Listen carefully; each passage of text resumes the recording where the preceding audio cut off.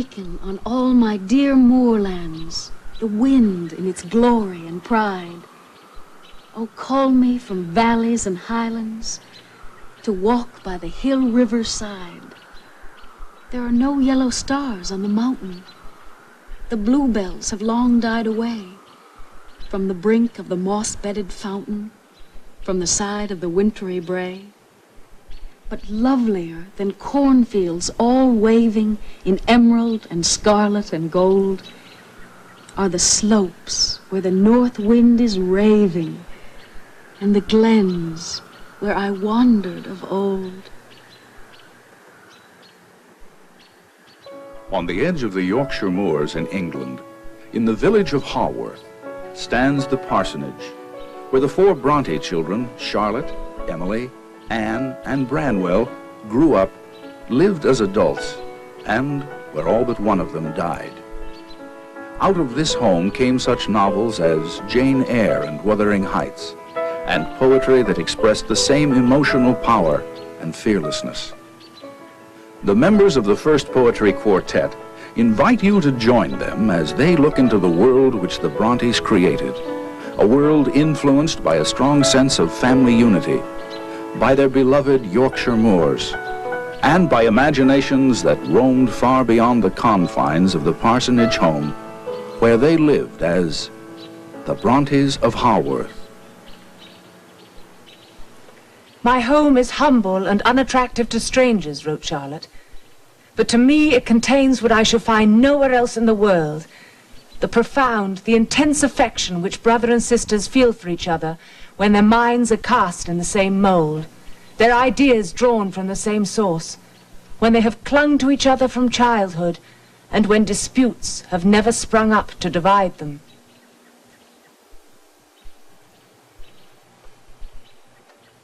The Reverend Patrick Bronte moved his family to their humble home in 1820, when he was appointed to the Haworth incumbency at a salary of £200 a year.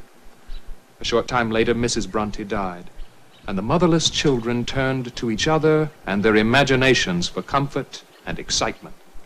Charlotte wrote this at the age of 14. Murk was the night, nor star nor moon shone in the cloud-wrapped sky to break the dull, tenebrous gloom of the arched vault on high. When Naughty, with his dog and gun, walked lonely o'er the moor, true, the shooting season had not begun, but poachers commenced before. The howling winds blew fierce around, the rain drove in his face, and as Naughty heard the hollow sound, he quickened his creeping pace. For as each hoarse, sepulchral blast drew slow and solemn near, it seemed like spirits sailing past to his affrighted ear. For he was on a dreadful errand bent to the ancient witch of the moor, a delegate by his comrades sent to consult the beldam whore. Now yelled the wind with more terrible din, now rattled the rain full fast, and noiselessly gliding forms were seen, as around his eyes he cast. When a rustling sound in the heather he heard, starting he turned about. Was it a spirit? Was it a bird? No, a hare sprang trembling out. The shot went whiz and the gun went bang, a flash illumined the air. Far and wide the moor with the echo rang, as down dropped the luckless hare. He ran to the spot, and lo, there lay a woman on the hard heath bed, whose soul had left its breathless clay, for the witch of the moor was dead.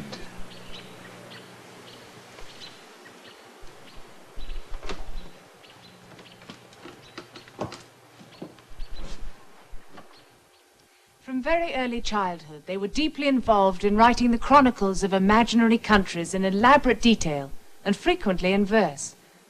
Charlotte recounted later the exact moment that their imaginary world was born. Papa bought Branwell some wooden soldiers at Leeds. When Papa came home, it was night, and we were in bed. So next morning, Branwell came to our door with a box of soldiers. Emily and I jumped out of bed, and I snatched up one and exclaimed, "This is the Duke of Wellington. This shall be the Duke." Emily's was a grave-looking fellow, and we called him Gravy. Anne's was a queer little thing, much like herself, and we called him Waiting Boy. Branwell chose his and called him Bonaparte. The sun is on the Calabar, the dawn is quenched in day. The stars of night are vanishing, her shadows flee away. The sandy plains of Ettriae flash back a rising light, and the wild waste of North Angreland gleam bright as heaven is bright. All Angria through her provinces to arms and glory cries. Her sun is up and she has heard her battle shout. Arise! My kingdom's gallant gentlemen are gathered like a host. With such a bold and noble band was never conflict lost, for they would fight till the red blood burst in sweat drops from their brow, and never to the victor's yoke their lion souls would bow. Lift, lift the scarlet banner up, fling all its folds abroad, and let its blood-red lustre fall on Afric's blasted sod. We'll sheathe not the avenging sword till earth and sea and skies through all God's mighty universe shout back, arise, arise.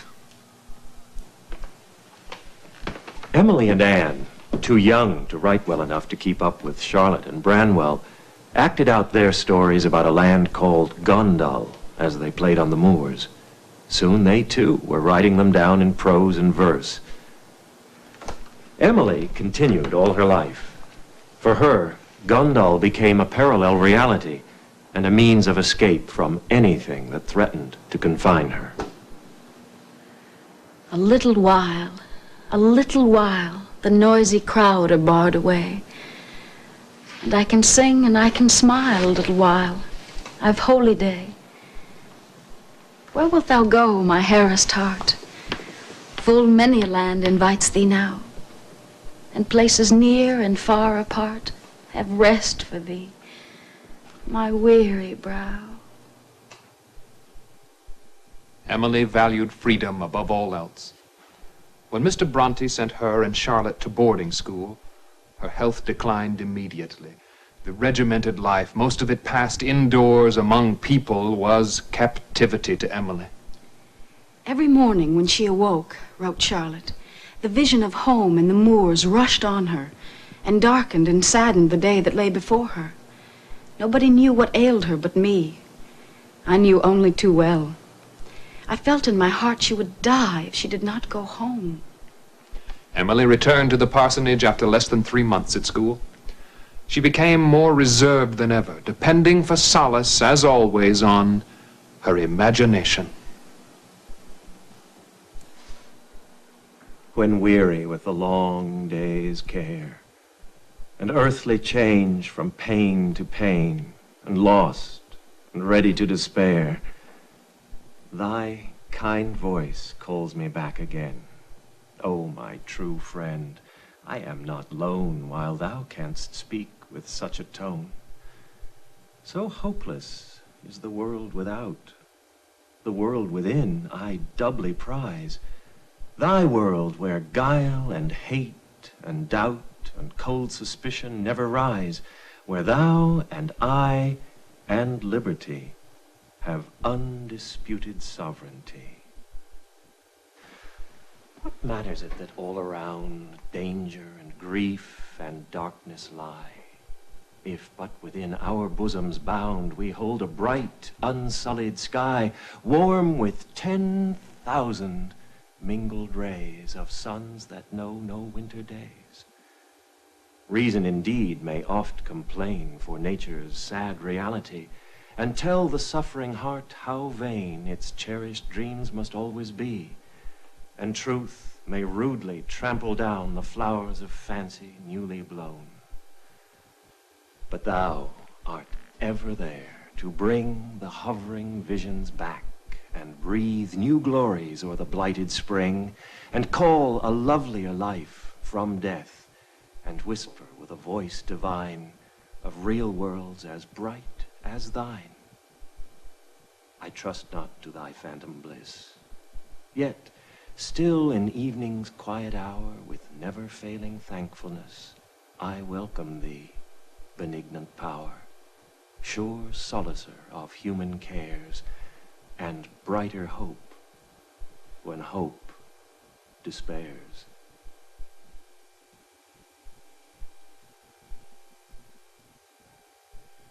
In August 1839, the Reverend William Waitman arrived in Haworth. Charlotte described him as bonny, pleasant, light-hearted, good-tempered, careless, fickle, and unclerical. The sombre atmosphere of the parsonage was dispelled by the constant visits of this young clergyman, and Anne fell in love. My soul is awakened, my spirit is soaring, and carried aloft on the wings of the breeze. For above and around me the wild wind is roaring, arousing to rapture the earth and the seas. The long withered grass in the sunshine is glancing. The bare trees are tossing their branches on high. The dead leaves beneath them are merrily dancing. The white clouds are scudding across the blue sky. I wish I could see how the ocean is lashing the foam of its billows to whirlwinds of spray. I wish I could see how its proud waves are dashing and hear the wild roar of their thunder today. Her happiness was not to last long. He died 3 years later and was buried in Haworth Church.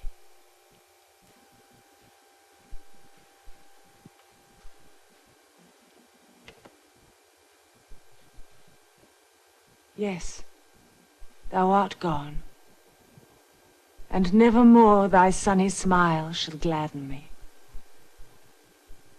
But I may pass the old church door and pace the floor that covers thee. May stand upon the cold, damp stone and think that frozen lies below the lightest heart that I have known, the kindest I shall ever know. Yet though I cannot see thee more, 'tis still a comfort to have seen. And though thy transient life is o'er, 'tis sweet to think that thou hast been. To think a soul so near divine, within a form so angel fair, united to a heart like thine, has gladdened once our humble sphere.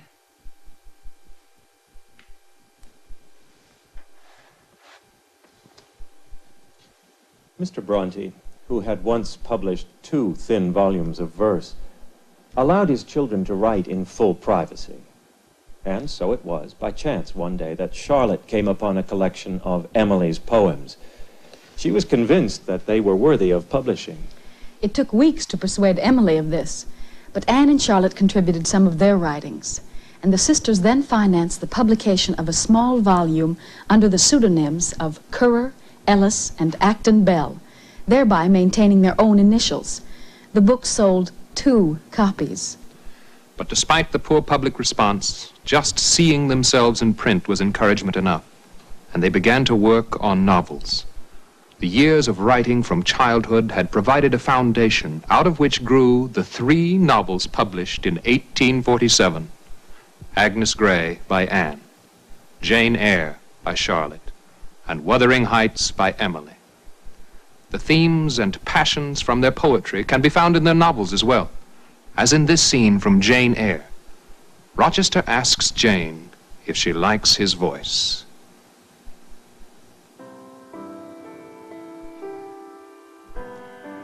Very much. I was not fond of pampering that susceptible vanity of his. But for once, and from motives of expediency, I would e'en soothe and stimulate it. Then, Jane, you must play the accompaniment. Very well, sir. I will try.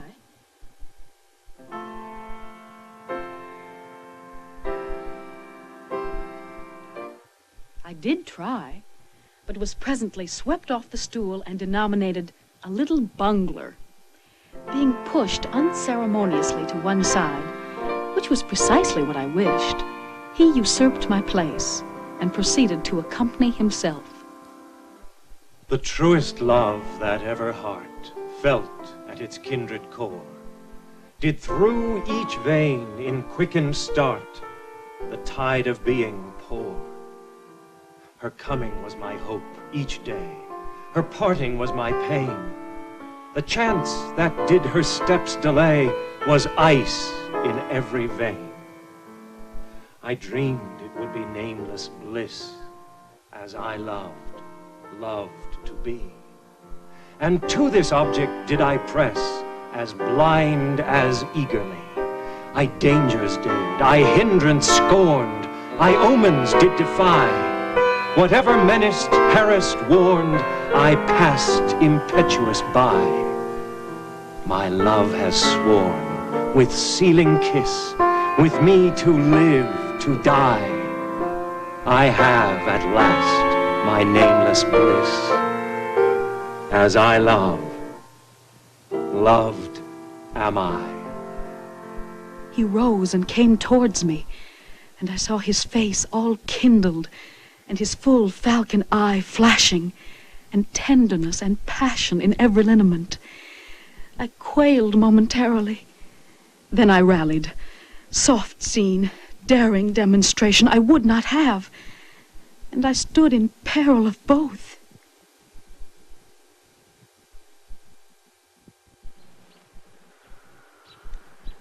This ruin is the old farmhouse, Top Withens, on Haworth Moor. It is believed to be the house which inspired the setting for Emily Bronte's novel, Wuthering Heights. Charlotte later described it as colossal, dark and frowning, half statue, half rock, in the former sense terrible and goblin-like, in the latter almost beautiful, for its coloring is of mellow gray, and moorland moss clothes it, and heath, with its blooming bells and balmy fragrance, grows faithfully close to the giant's foot. In this house lived Catherine Earnshaw and a young adopted ruffian called Heathcliff. They were children when they first met and loved each other from the beginning. Their deep, wild love finally destroyed them both. This is Catherine to her housekeeper, Nellie. It would degrade me to marry Heathcliff now. So he shall never know how I love him. And that, not because he's handsome, Nellie, but because he's more myself than I am. Whatever our souls are made of, his and mine are the same. My love for Heathcliff resembles the eternal rocks beneath, a source of little visible delight, but necessary. Oh, Nellie, I am Heathcliff. He's always, always in my mind, not as a pleasure any more than I'm always a pleasure to myself, but as my own being. Catherine does reject him to marry a wealthy neighbor. Heathcliff disappears for 3 years, but returns to find his love for Catherine stronger than ever. She laments her mistake and blames Nellie for allowing her to marry another. Nellie, you have helped to unsettle me. You should have spoken to Edgar. Indeed you should, and compelled him to leave me quiet. Oh, I'm burning. I wish I were out of doors. I wish I were a girl again, half savage and hardy and free and laughing at injuries, not maddening under them. Why am I so changed? Why does my blood rush into a hell of tumult at a few words? I'm sure I should be myself, were I once among the heather on those hills.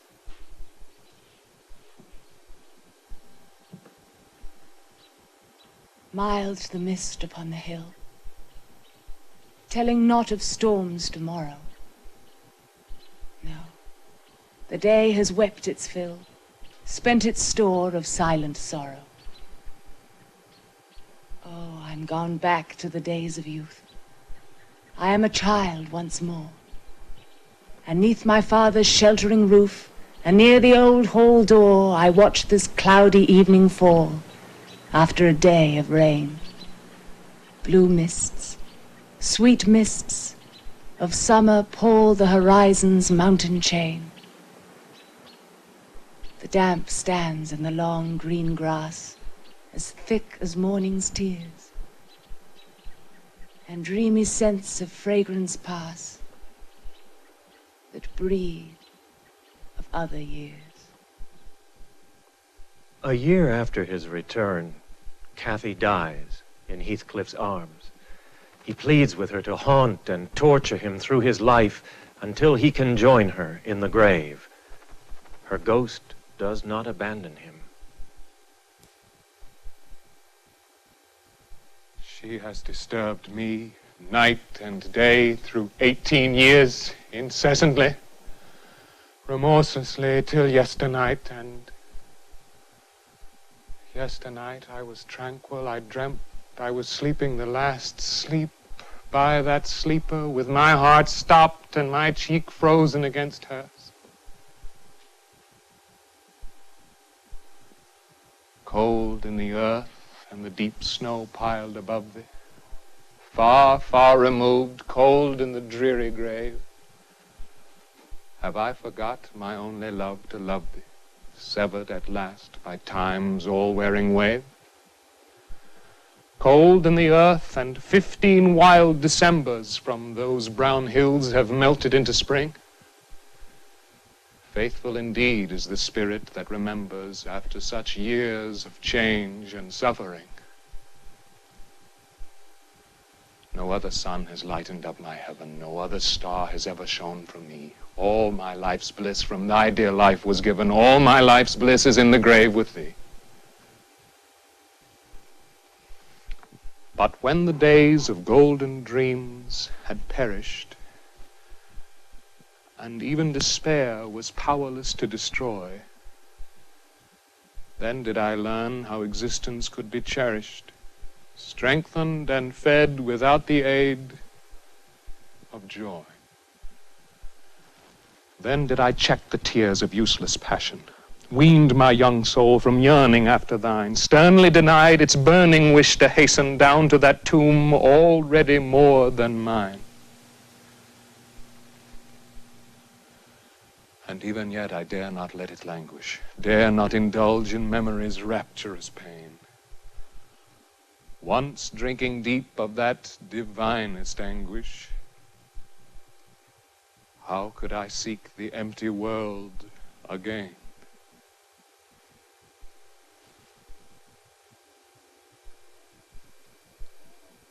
For all their creative ability and family closeness, the Brontes felt longings and emotions that had no hope of being fulfilled. Their health was frail, the house damp and bleak, and the Yorkshire weather was brutal. In 1848, Branwell died at the age of 31. Emily caught cold at his funeral and failed immediately. In less than 3 months, she was dead. Charlotte claimed that these were the last lines Emily wrote. No coward soul is mine, no trembler in the world's storm-troubled sphere. I see heaven's glories shine, and faith shines equal, arming me from fear. O God, within my breast, almighty, ever-present deity, life that in me hast rest, as I, undying life, have power in thee.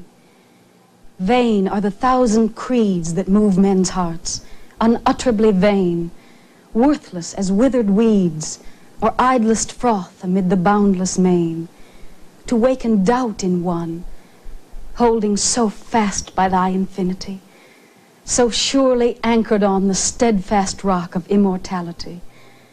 With wide embracing love, thy spirit animates eternal years, pervades and broods above, changes, sustains, dissolves, creates and rears. Though earth and moon were gone, and suns and universes ceased to be, and thou wert left alone, every existence would exist in thee. There is not room for death, nor atom that his might could render void, since thou art being and breath, and what thou art may never be destroyed.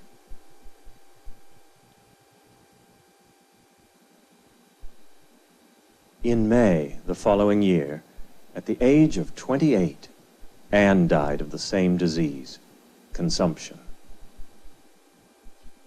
I'll rest me in this sheltered bower and look upon the clear blue sky that smiles upon me through the trees which stand so thickly clustering by, and view their green and glossy leaves all glistening in the sunshine fair, and list the rustling of their boughs so softly whispering through the air.